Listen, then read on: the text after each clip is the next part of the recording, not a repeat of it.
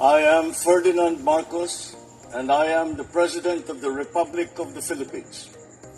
I stand today on behalf of 110 million Filipinos. Hi everyone, hello universe, it's me again. Shout out sa inyo guys. Oh, ayan na, sinasabi nga natin nanganganib talaga ang buhay ni Madriaga. Di ba? Ito guys, isa sa mga sa impeachment articles laban kay Sara Duterte, kasama na po doon yung inisinalaysay ni Madriaga, no? Yun sa kanyang affidavits. Ngayon, nung araw na yon sinampa ni Sara Duterte ng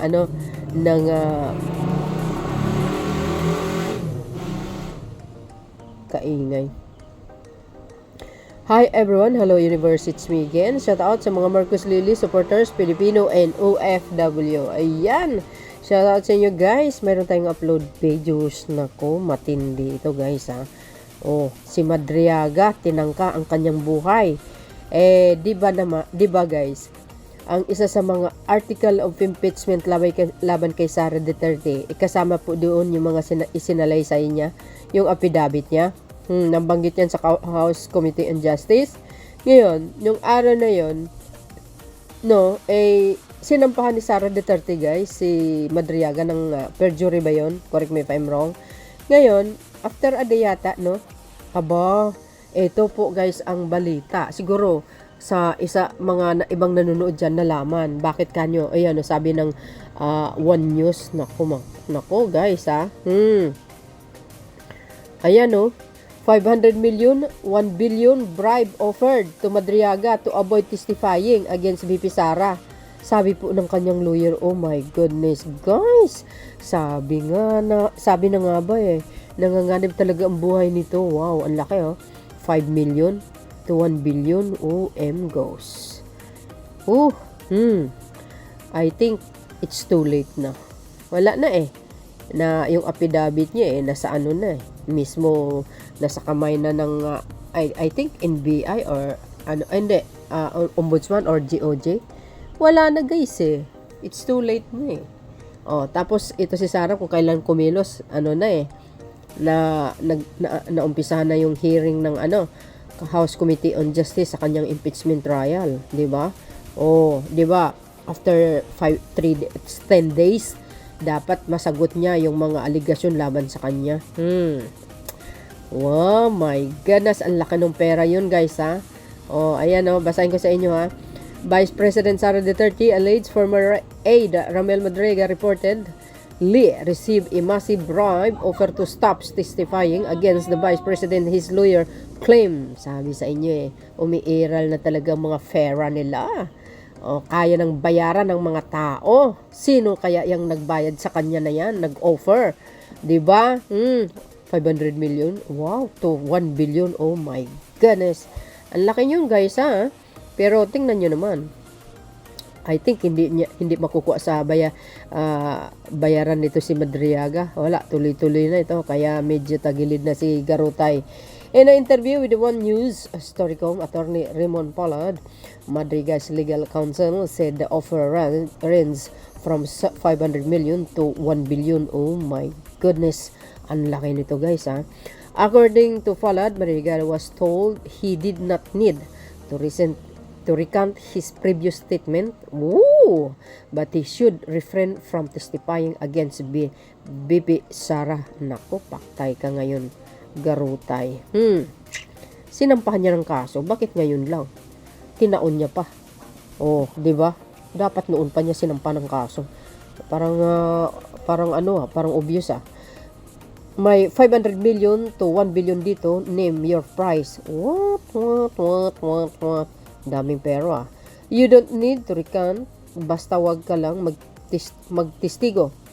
Pollard said, quoting Madriaga. Yan po ang sinabi ng kanyang abogado sa 1PH yung in-interview. Oh my goodness. Madriaga, however, told his lawyer he would continue to testify despite the bribe offer. Yan. Ganyan dapat, Mr. Madriaga. Walang atrasan. Laban lang. Ibig sabihin, laban lang. Di ba? Dapat may panindigan ka sa sarili. Huwag mong bawiin kung ano yung una mong na isabi. Bakit? Dito sa ginagawa mo, maganda ito. Nakakatulong ka sa sambayan ng Pilipino. Para nang sa ganun, masawata ang mga taong may sala. 'Di ba? Ayan. Tuloy. The offer reportedly came via a phone call in February just before Valentine's Day. Wow, grabe ito guys Palad said, the bride attempt came from group supporting Sara Duterte. Oh my goodness. Yun na nga Sinasabi nga natin yan na galing sa kampo ni Sara. So, ibig sabihin, nakatanggap sila ng phone call nung last February bago mag-Valentine's Day. Oh my goodness. Tapos, isang grupo.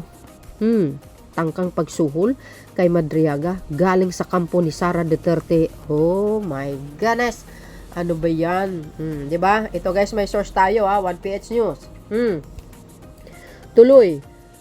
And relocation ko sa pag-uusap namin ni Madriaga kung hindi niya classmate o college of law kasamahan sa ISIP. Hindi Sara is my president. Yan pala ang pangalan, yung isip.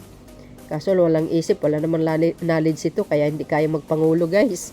Mag-aral siya muna, pahinugin niya muna ang kanyang kaalaman. Walang-wala yan. Kakaya sa buong mundo pag nagsalita yan.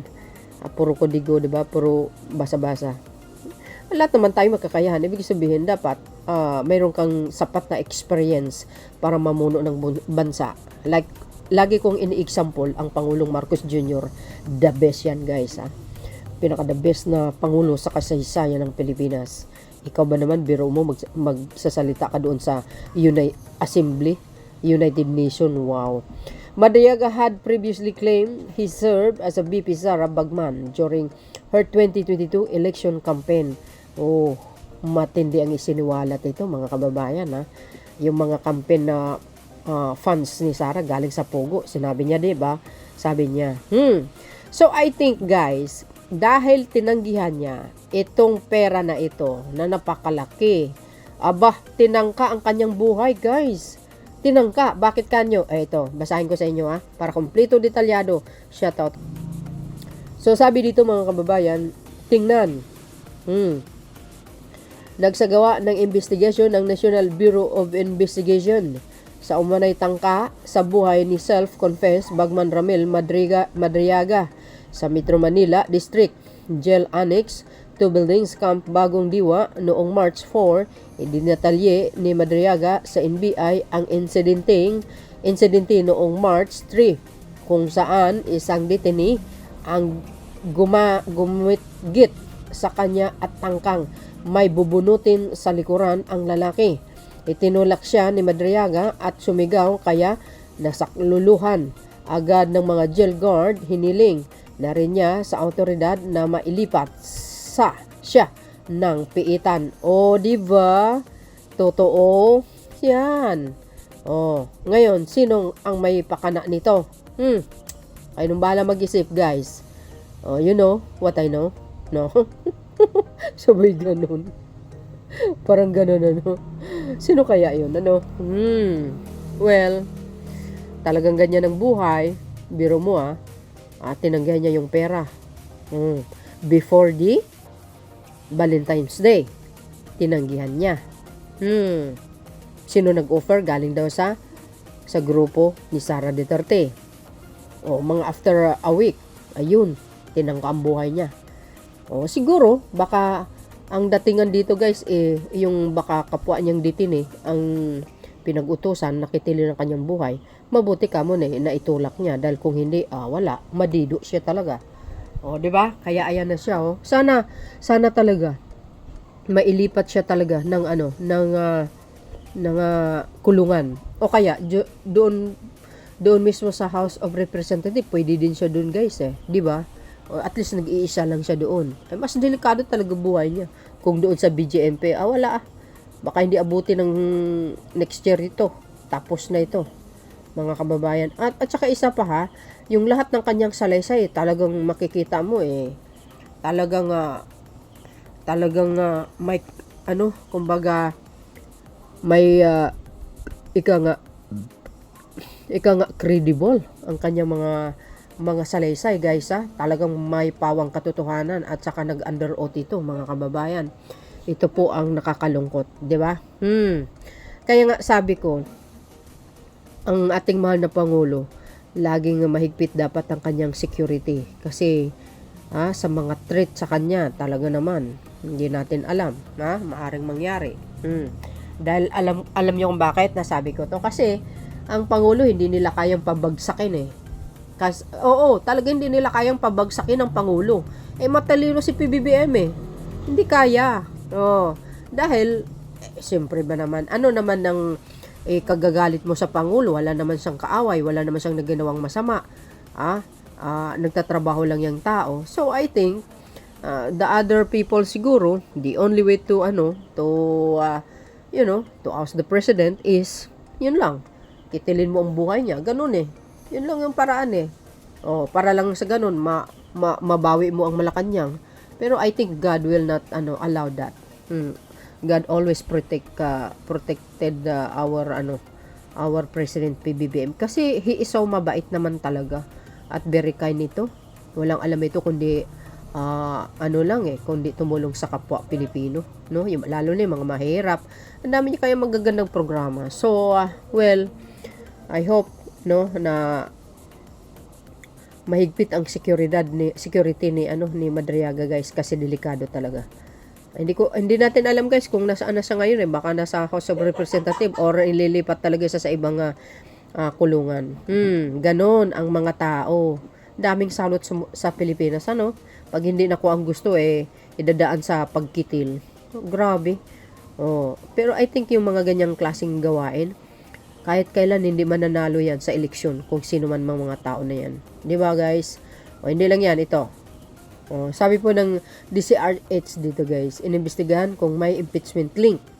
Inimbestigahan ng National Bureau of Investigation ang posibilidad na konektado sa impeachment raps laban kay Vice President Sara Duterte ang umano'y banta sa nagpakilala niyang bagman na si Ramel Madriaga sa kulungan.